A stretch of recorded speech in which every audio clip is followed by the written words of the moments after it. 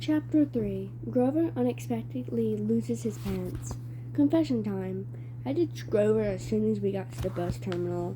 I know. It was rude. But Grover was freaking me out, looking like I was a dead man, muttering, "Why does this always happen?" And, "Why does it always have to be 6th grade?"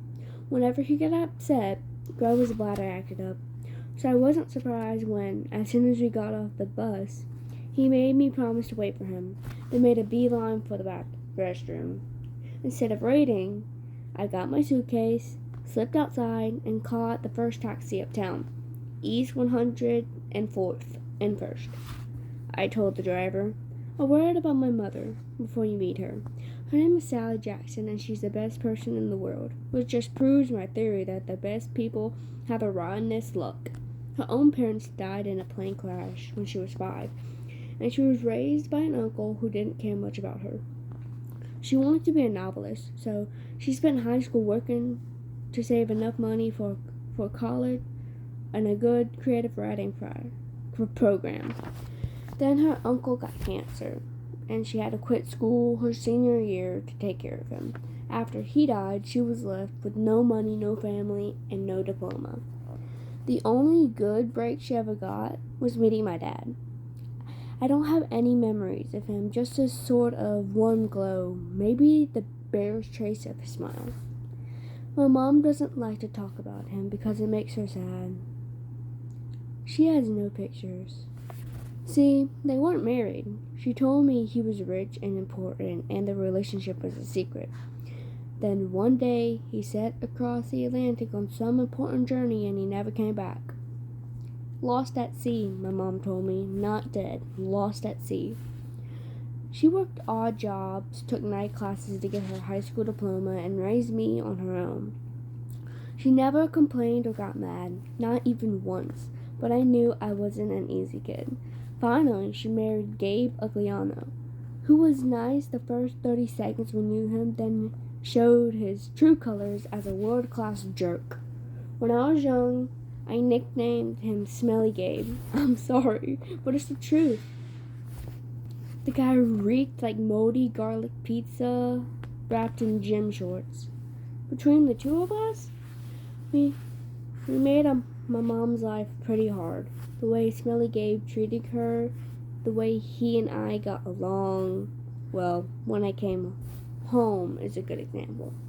I walked into our little apartment, hoping my mom would be home from work. Instead, Smelly Gabe was in the living room playing poker with his buddies.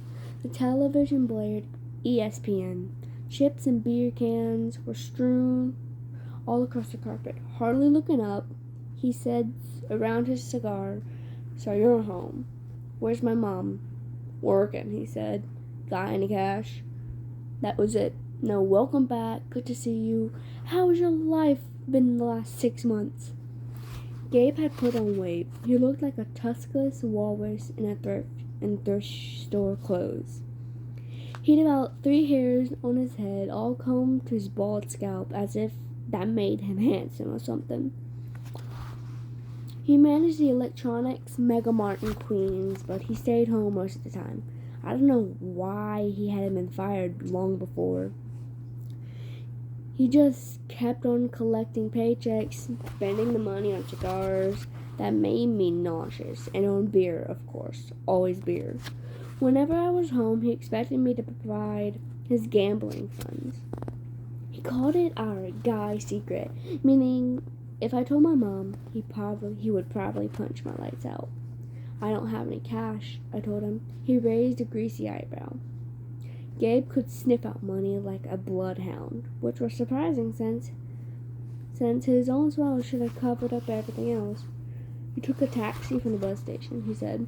"Probably paid 20, got $6-7 in change. Somebody expects to live under this roof. He ought to carry his own weight. Am I right, Eddie?" Eddie, the super of the apartment building, looked at me with twinge of sympathy. "Come on, Gabe," he said. "The kid just got here." "Am I right?" Gabe repeated.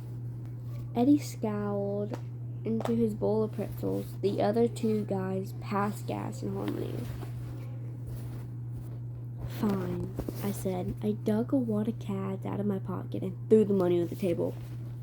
I hope you lose. Your report card came home, brain boy, he shouted after me. I wouldn't act so snooty. I slammed the door to my room, which really wasn't my room. During school months, it was Gabe's study. He didn't study anything in there except old car magazines, but he loved shoving my stuff in the closet, leaving his muddy boots on my windowsill, and doing his best to make the place smell like his nasty cologne and cigars and stale beer.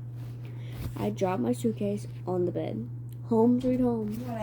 Gabe's smell was almost worse than the nightmares about Mrs. Dodds or the sound of the old fruit lady's shears snipping the yarn. But as soon as I thought that, my legs felt weak. I remembered Grover's look of panic, how he made me promise I wouldn't go home without him. A sudden chill rolled through me. I felt like something was looking for me right now, maybe pounding its way up the stairs, growing long, horrible talons. Then I heard my mom's voice. Percy? She opened the bedroom door and my fears melted. My mother can make me feel good by just walking into the room. Her eyes sparkled and changed color in the light. Her smile is as warm as a quilt. She's got a few gray streaks mixed in with her long brown hair, but I never think of her as old. When she looks at me, it's like she's seeing all the good things about me, none of the bad. I'd never heard her raise her voice, or say any unkind word to anyone, not even me or Gabe. Oh, Percy, she hugged me tight. I can't believe it. You've grown since Christmas. Her red, white, and blue Sweet On America uniform smelled like the best things in the world. Chocolate, licorice, and all the other stuff she stored at the candy shop in Grand Central. She brought me a huge bag of free samples, the way she always did when she came home. We sat together on the edge of the bed while I attacked the blueberry shower strings. She ran her hand through my hair and demanded to know everything I had put in my letters. She didn't mention anything about me getting expelled. She didn't seem to care about that, but was I okay? Was her little boy doing alright? I told her she was smothering me and to lay off and all that, but secretly, I was really, really glad to see her. In the other room, Gabe yelled, "Hey, Sally! How about some bean dip, huh?" I gritted my teeth. My mom's the nicest lady in the world. She should have been married to a millionaire, not some jerk like Gabe. For her sake, I tried to sound upbeat about my last days at Yancey Academy. I told her I wasn't too down about the expulsion. I lasted almost the whole year this time. I'd made some new friends.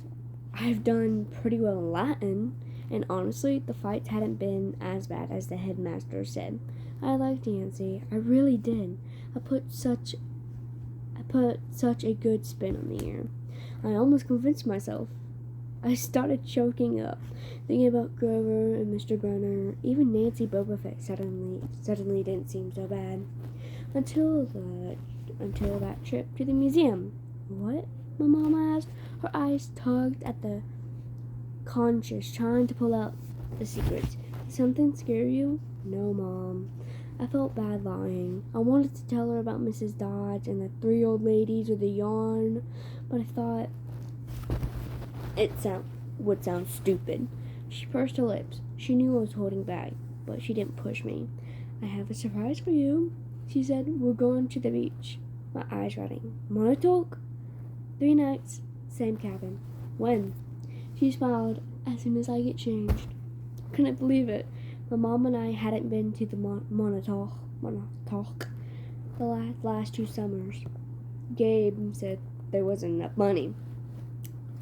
Gabe appeared in the bedroom and growled, "Bean dip, Sally. Didn't you hear me?" I wanted to punch him, but I met my mom's eyes and I understood she was offering me a deal. Be nice to Gabe for a little while, just until she was ready to leave for Montauk. Then we would get out of here. I was on my way, honey, she told Gabe. We were just talking about the trip. Gabe's eyes got small. Trip? You mean you were serious about that? I knew it, I muttered. He won't let us go. Of course he will, my mom said evenly. Your stepfather's just worried about money, that's all. Besides, she added, Gabriel won't have to settle for bean dip. I'll make him enough 7-layer dip to last the whole weekend. Guacamole, sour cream, the works. Gabe softened a bit. So this money for your trip comes out of your clothes budget, right? Yes, honey, my mother said. And you won't take my car anywhere but there and back? We'll be very careful. Gabe scratched his double chin. Maybe if you hurry with that 7-layer dip. And maybe if the kid apologized for interrupting my poker game. Maybe if I kick you in your soft spot, I thought, and make you sing soprano for a week. But my mom's eyes warned me not to make him mad. Why did you put up with this guy? I wanted to scream. Why did you care what he thought?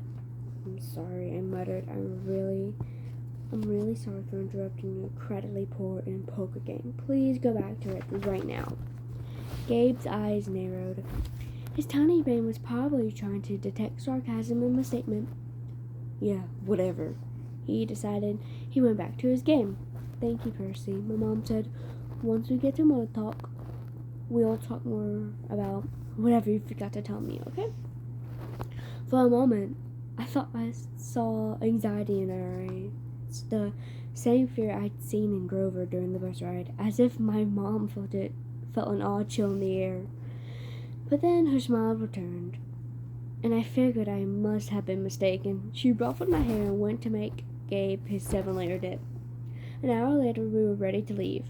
Gabe took a break from his poker game long enough to watch me lug my mom's bags into the car. He kept gripping and groaning about losing her cooking, and more important, his 78 Camaro for the whole weekend. Not a scratch on this car, brain boy, he warned me as I loaded the last bag. Not one little scratch. Like I'd be the one driving. I was 12, but that didn't matter to Gabe. If I was Siegel so much as pooped on his paint job, he'd find a way to blame me. Watching him lumber back towards the apartment building, I got so mad. I did something I can't explain. As Gabe reached away, I made the hand gesture I seen Grover make on the bus, a sort of warding off evil gesture. A clawed hand over the heart shown, then a shoving movement towards Gabe. A screen door slammed so hard it whacked him in the butt and sent him flying up the staircase as if he'd been shot from a cannon.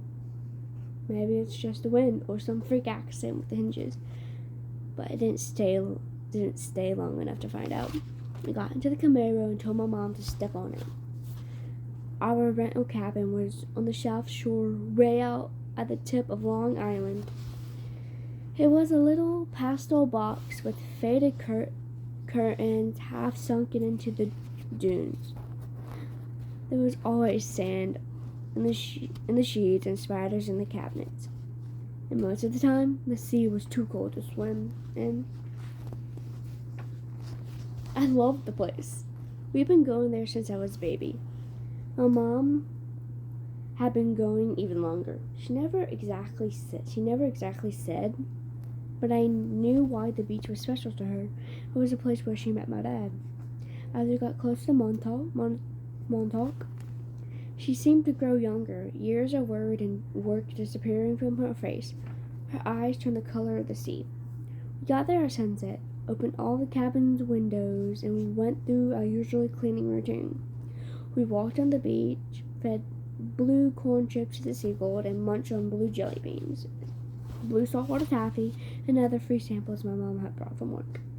I guess I should explain the blue food. See, Gabe had told my mom there was no such thing. They had this fight, which seemed like a really small thing at the time. But ever since, my mom went out of her way to eat blue. She baked blue birthday cake. She mixed blueberry smoothies. She bought blue corn tortilla chips and brought home blue candy from the shop. This along was keeping her maiden name, Jackson, rather than calling herself Mrs. Agliano, which proved that she wasn't totally suckered by Gabe. She did have a rebellious streak in her, like me. When it got dark, we made a fire. We roasted hot dogs and marshmallows. My mom told me stories about when she was a kid before her parents died in the plane crash. She told me about the book she wanted to write someday, when she had enough money to quit the candy shop. Eventually, I got up the nerve to ask about what happened. Eventually, I got up the nerve to ask about what was always on my mind whenever we came to Montauk. My father. My mom's eyes went all misty. I figured she would tell me the same thing as she always did, but I never got tired of hearing them. He was kind, Percy, she said. Tall, handsome, and powerful, but gentle too. You have his black hair, you know, and his green eyes. Mom fished a blue jelly bean out of her candy bag. I wish you could see you, Percy. He would be so proud. I wonder how she could say that. What was so great about me? A dyslexic, hyperactive boy with a D-plus report card. Kicked out of school for the 6th time in 6 years. How old was I asked. I mean, when he left. She watched the flames. He was only with me for one summer, Percy. Right here at this beach, this cabin. But he knew me as a baby. No, honey. He knew I was expecting a baby. But he never saw you. He had to leave before you were born. I tried to square with the fact that I seemed to remember something about my father. A warm glow. A smile. I had always assumed he knew me as a baby. My mom had never said it outright. But still, I felt it must be true. Now, to be told that he never even seen me, I felt angry at my father. Maybe it was stupid, but I resented him for going on that ocean voyage, for not having the guts to marry my mom. He'd left us, and now we were stuck with smelly Gabe. Are you going to send me away again? I asked her, to another boarding school. She pulled a marshmallow from the fire. I don't know, honey. My voice was heavy. I think we'll have to do something. Because you don't want me around. I regretted the words as soon as they were out there. My mom's eyes welled with tears. She took my hand, squeezed it tight. Oh, Percy, no. I have to, honey. For your own good, I have to send you away. Her words reminded me of what Mr. Burnett had said, that it was the best for me to leave Yancey. Because I'm not normal, I said. You say that as if it's a bad thing, Percy, but you don't realize how important you are. I thought Yancey Academy would be far enough. I thought you'd finally be safe. Safe from what? She met my eyes. A flood of memories came back to me. All the weird, scary things that had ever happened to me, some of which I tried to forget. During 3rd grade, a man in a black trench coat had stalked me on the playground. When the teachers threatened to call the police, he went away growling, but no one believed me when I told them that under his broad-brimmed hat, the man only had one eye, right in the middle of his head. Before that, a really early memory. I was in preschool, and a teacher accidentally put me down for a nap in a cot that a snake had slithered into. My mom screamed when she came to pick me up and found me playing with a limp, scaly rope. I somehow managed to strangle to death with my meaty toddler hands. In every single school, something creepy had happened, something unsafe, and I was forced to move. I knew that I should tell my mom about the old ladies at the fruit stand and Mrs. Dodge at the art museum, about my weird hallucination that had sliced my math teacher into dust with a sword, but I couldn't make myself tell her. I had a strange feeling the news would end our trip to Montauk, and I didn't want that. I've tried to keep you as close to me as I could. My mom said, they told me that was a mistake, but there's only one other option, Percy.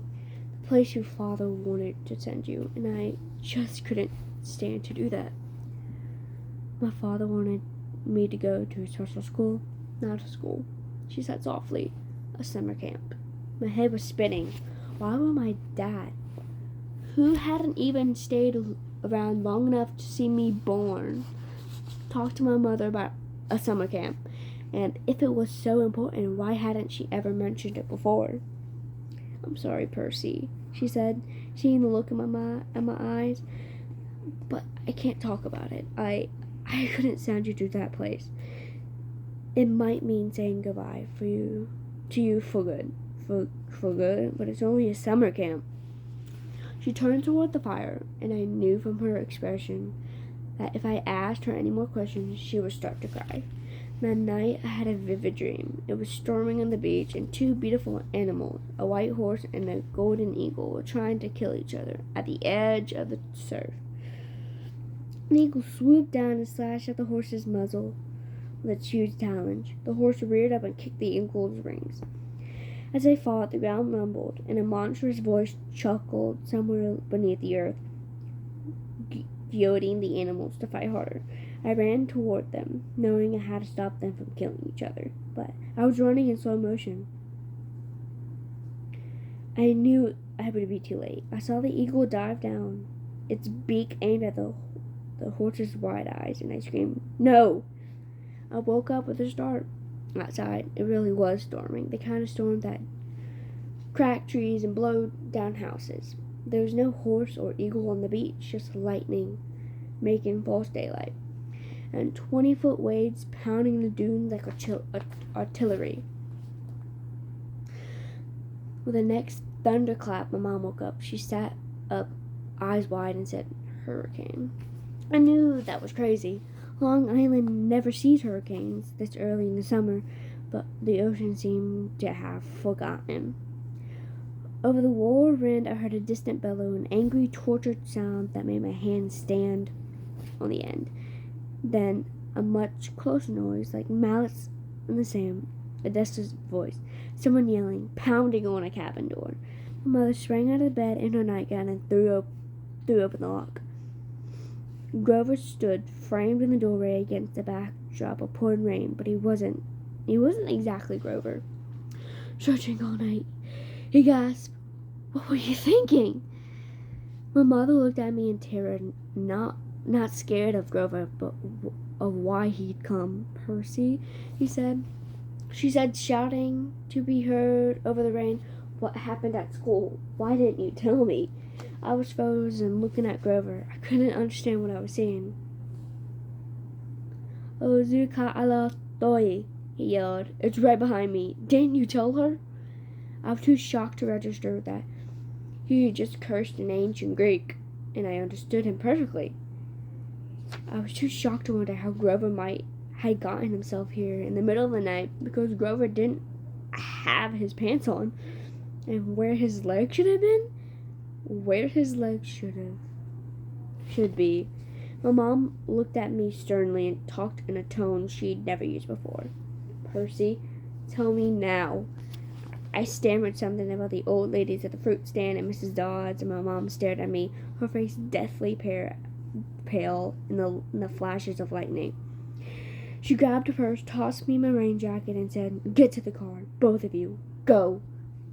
Grover ran for the Camaro. But he wasn't running, exactly. He was trotting, shaking his shaggy hindquarters, and suddenly his story about a muscular disorder in his legs made sense to me. I understood how he could run so fast and still limp when he walked. Because where his feet should be, there was no feet. They were cloven hooves.